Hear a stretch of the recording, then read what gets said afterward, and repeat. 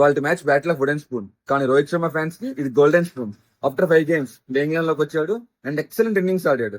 LSG bowlers కి ఏ మాత్రం ఛాన్స్ ఇవ్వలేదు. Of course Rohit Sharma form లో ఉంటే వచ్చేయడం అంత ఈజీ కాదు.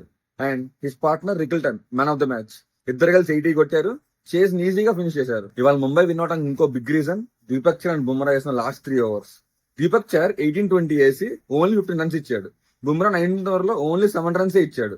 అక్కడ కానీ లూజ్ ఓవర్లు పడి ఉంటే టార్గెట్ ఈజీగా 250 వెళ్ళిపోయేది. ముంబై చాలా టఫ్ అయిపోయేది. అండ్ ఎల్ఎస్జీకి వచ్చేస్తే నేను ఎల్ఎస్జీ గురించి చేసిన ప్రతి వీడియోలో ఒకటే చెప్తున్నాను, పురాన్ నెంబర్ 3 రావాలి.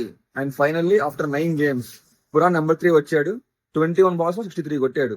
10 overs లో 140 కొట్టింది ఎల్ఎస్జీ. అండ్ ఎల్ఎస్జీకి ఉన్న బిగ్గెస్ట్ కన్సర్న్ ఈస్ పంత్. ఇవాళ పంత్ 10 overs 140 అప్పుడు దిగాడు.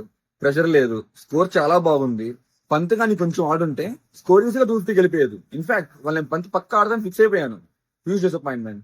అండ్ నాకున్న బిగ్గెస్ట్ క్వశ్చన్ ఈస్ ఇవాళ బెస్ట్ బౌలర్ 4 overs వేయలేదు. ప్రిన్స్ యాదవ్ ఇంత హై స్కోరింగ్ గేమ్ లో 3 overs 24 ఇచ్చాడు. 12 to 15 మధ్యలో ఇంకో ఓవర్ ఇవ్వాల్సింది. Don't know why. అండ్ రేపటి మ్యాచ్ సిఎస్కే వర్సెస్ డిసి. ఓడిపోయిన టీం ఆల్మోస్ట్ ఇంటికే. ఏ టీం గెలిచింది అనుకుంటున్నారు?